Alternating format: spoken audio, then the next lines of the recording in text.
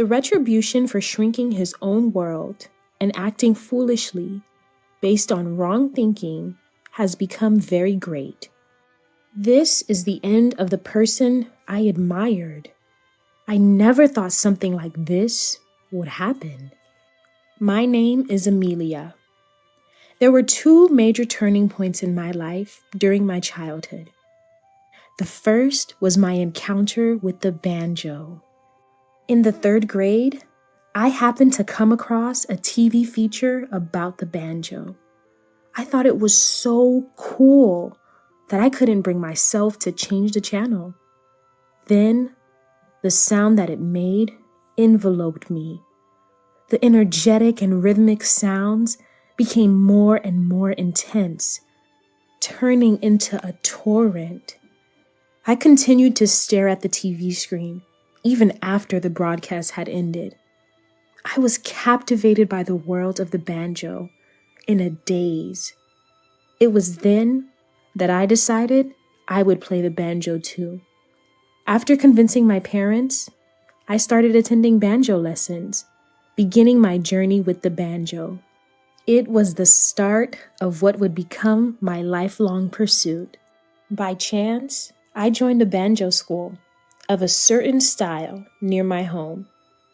The banjo is often used in bluegrass music, a genre influenced by traditional folk music, with varying styles and techniques developed in different regions. Another turning point came suddenly in the 6th grade. About 2 hours after having dinner with my family, I suddenly felt sick and vomited. My eyelids swelled, my throat itched, and I felt difficulty breathing. Alarmed by my sudden condition, my parents called an ambulance, and I was taken to the hospital for treatment. It turned out I had developed a shellfish allergy. Indeed, we had crab and shrimp for dinner. Boiled crab and shrimp chili, my favorites, made for an exciting dinner.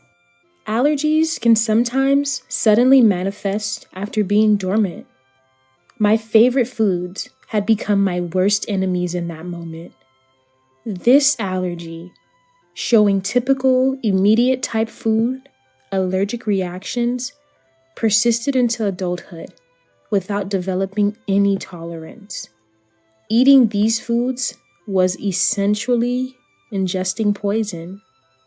Despite longing for my once favorite foods, I couldn't return to them. Regular allergy tests showed no signs of improvement. Checking ingredients before meals became a tedious task. While my diet faced restrictions, my banjo skills improved significantly. I was a 3rd grader when I started playing, and when I was in the 6th grade, I brilliantly won 1st place in the junior division of a contest. For middle school, I chose a school with a banjo club and was successfully admitted. Even though it was a bit challenging for my academic level, but I managed through hard work and determination. I really wanted to attend this school. Its banjo club was renowned nationwide, and the instructor was a famous figure in the banjo world. I joined the club as soon as I enrolled, being the first choice. The person who welcomed me was the instructor, the prominent musician Evelyn. She belonged to the same banjo school as I did, and had been a judge in the contest where I won 1st place. Under Evelyn's guidance, I started exploring the banjo world with new friends. During my middle school years, we achieved national victory. We competed fiercely against strong schools, barely winning by a small margin. As a senior and club president, I accepted the championship trophy. At the celebration party, generous supporters sent over a splendid crab. I must have looked troubled, noticing which, Evelyn asked what was wrong. I explained my allergy. Evelyn seemed to learn about shellfish allergies for the first time and immediately started searching on her cell phone. After a quick check, she expressed her unawareness. She mentioned how her son loved crab, saying she never imagined a favorite food could become poisonous for someone. Thankfully, there were plenty of other delicacies at the party, so I was satisfied. I suppressed the memory of my love for crab, sealing away the desire to try it again. The pain and distress from allergic reactions were too familiar, creating a strange and unpleasant feeling. In high school, I continued to hone in on my skills in the banjo club, achieving 3 consecutive national championships. The 3 consecutive wins set a new record for the competition. I also achieved 3 consecutive victories in the individual category, maintaining the top position in high school banjo playing. After graduating high school, I went on to university. When I thanked Evelyn for her 6 years of guidance, she smiled and said it wasn't a goodbye, as we were from the same school of banjo and would likely collaborate again. In university, I continued playing the banjo. I got involved in activities to expand the world of banjo, further intensifying my involvement within our school. In my 3rd year of university, Evelyn transferred to our school studio as the head. Evelyn, too, had continued to excel and solidify her position within our school during this time. Thus, we started working together again.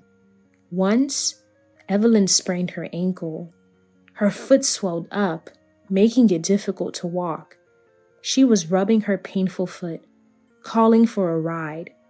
The person who arrived was a man, about my age, introduced as Evelyn's son, Oliver.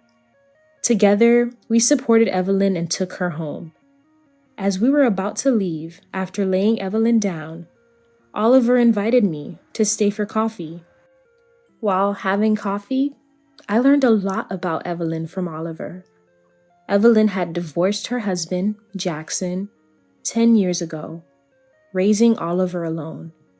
The divorce was due to Evelyn's intense focus on the banjo, leading to neglect at home and worsening their relationship. Evelyn had promised to raise Oliver well to gain custody, and she did just that. Oliver remarked that it's great to have passions, but losing sight of everything else isn't good. He said he regularly meets and communicates with Jackson. Oliver, who loves crab, jokingly said that despite his parents often treating him to it to get his attention, he gets tired of the crab attacks. I recalled Evelyn once mentioning her son's love for crab. I shared my allergy story with Oliver, how it suddenly developed, the severity of the symptoms, the struggle with memories from when I loved those foods, and the lack of improvement despite allergy tests.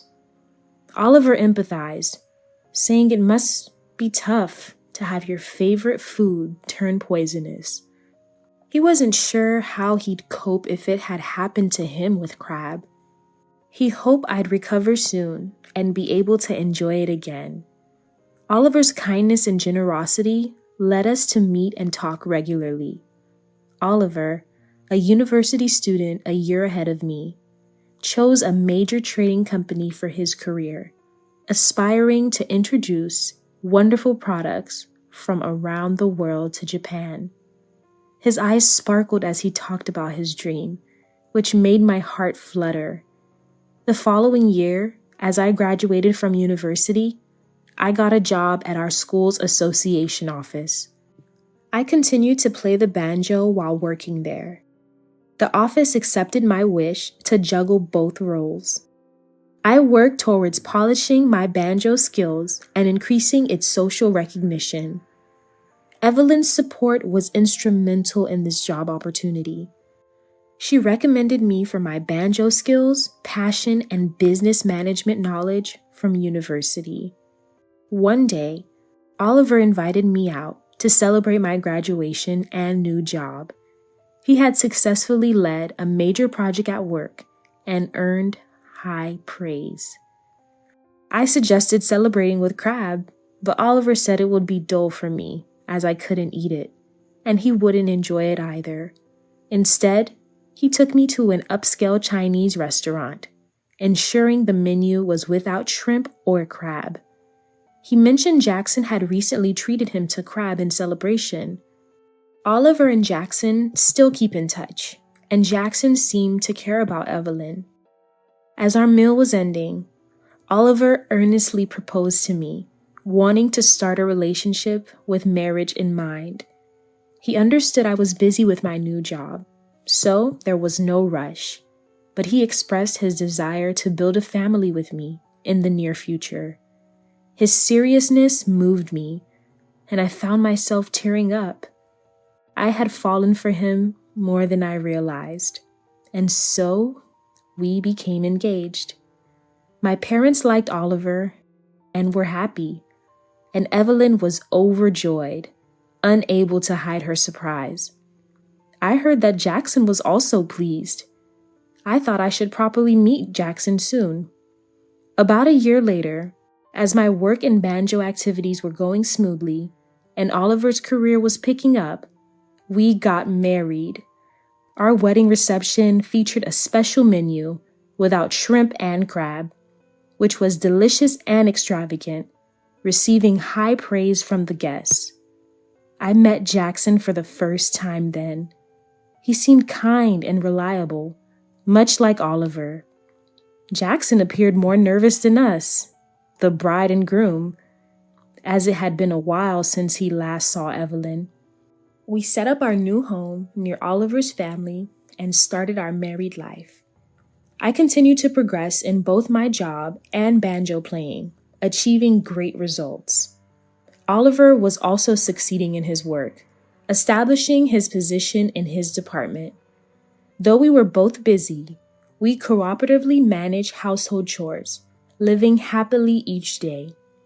Evelyn was getting more administrative work within the school, struggling to find time for her own practice, which seemed to cause her anxiety and impatience. Our relationship remained good after my marriage.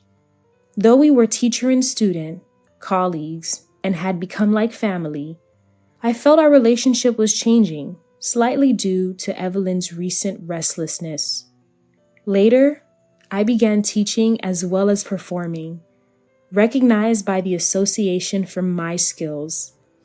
Oliver was thrilled for me, and Evelyn seemed happy too, but her reaction was somewhat subdued, which concerned me. 1.5 years into our marriage, 2 significant events occurred. The first was my pregnancy, revealed during a medical checkup for recent ill health. Oliver and I were expecting a new member of our family. Oliver was overjoyed, nearly in tears, literally jumping for joy.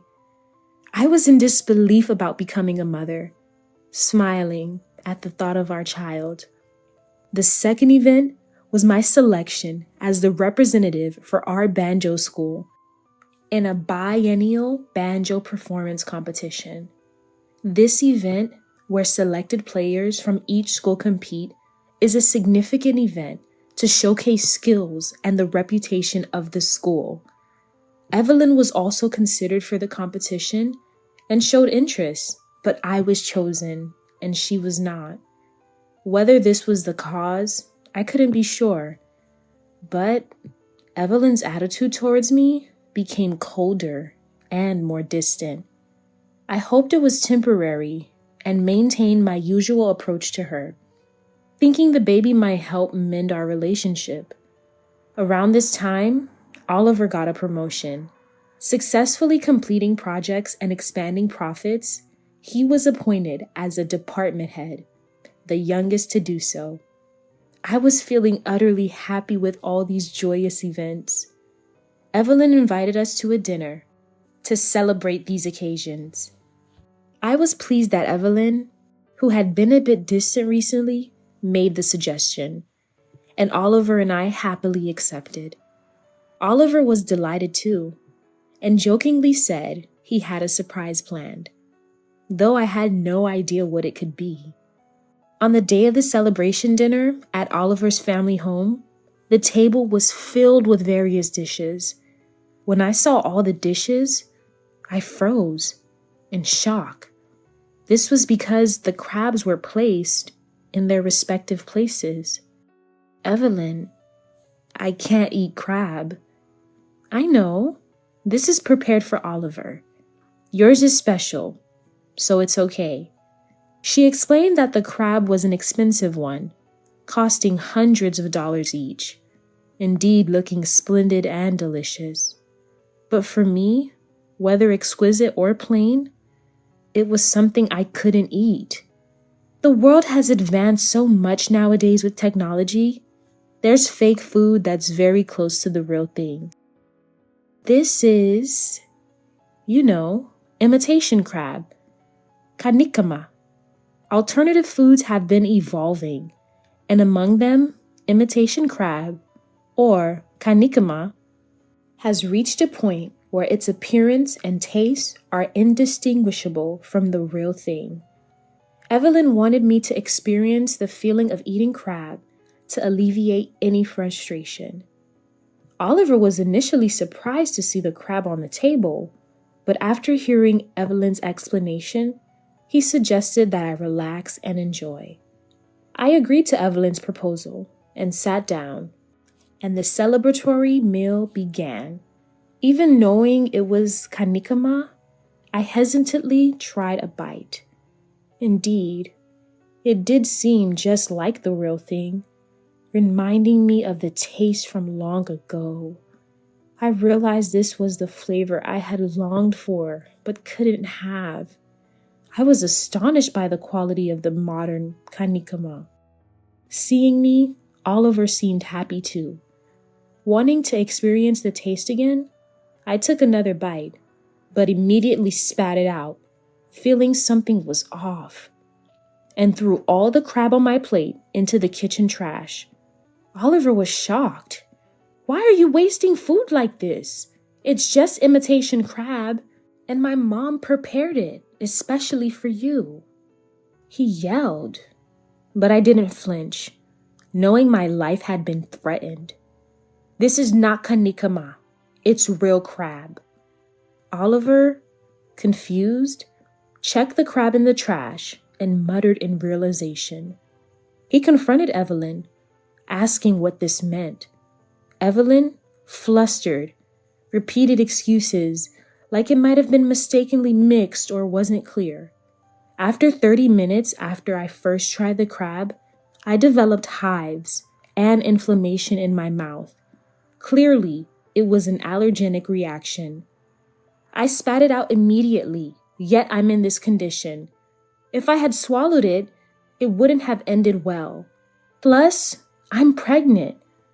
What if it had harmed my baby? Evelyn, cornered, began to confess. I was upset that you were thriving in banjo and selected for the competition while I was left out. I wanted to separate you and Oliver, and with a baby, it would have been much harder. So, I wanted to make you suffer and cause a miscarriage, she admitted. Hearing Evelyn's selfish reasoning, I was trembling with anger and sadness over her betrayal. Oliver was furious at her folly. Then, someone entered the room. It was Jackson. Apparently, he had heard everything from outside. What you did is akin to attempted murder. There's no excuse for such selfish reasoning. As I was surprised by Jackson's sudden appearance, Oliver explained. It was supposed to be a celebration, so I invited Dad as a surprise. He was concerned about Mom, and it seemed like a good opportunity. Evelyn, overwhelmed by Jackson's unexpected arrival, collapsed to her knees. Even if she didn't intend it, what she did was life-threatening for me. Jackson, a lawyer, asked if I wanted to press charges. In such a serious case, an immediate arrest would normally follow, but since it wasn't public, My decision as the victim was respected, saying it was legally questionable for him to offer such a choice. He admitted he was unfit as a lawyer. Considering the kindness Evelyn had shown me since middle school and the safety of my baby and me, I declared I wouldn't press charges, but would cut ties with her from that day. It was a decision made without Oliver's agreement, but he nodded in approval. Evelyn just wept. No amount of tears could undo her foolish actions. Under Jackson's watch, Evelyn was to seek rehabilitation. His intention wasn't to supervise her, but to rebuild their relationship. Yet, it ended up this way.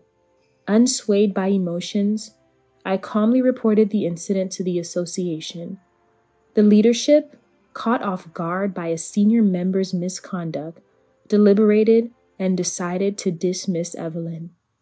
It was necessary to free Evelyn from her obsession with the banjo. I heard from Jackson, who was keeping an eye on her, that Evelyn was now living modestly, looking for part-time work. The rewards for shrinking one's world by oneself and doing foolish deeds based on wrong thinking have been very great. I then joined the competition. The performance was a little difficult for the contestants, who had to cover their growing bellies, but they performed beautifully and won the competition. I was able to further the name of my school. I intend to continue to pursue the world of banjo. Now, building a happy and laughing family with my soon-to-be-born child was an equally important goal.